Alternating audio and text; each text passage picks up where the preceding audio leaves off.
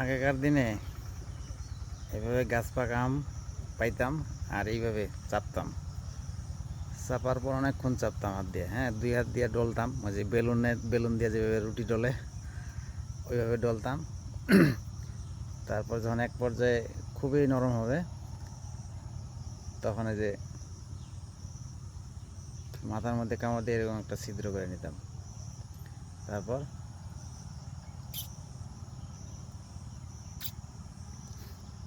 সেই টেস্ট, এই যে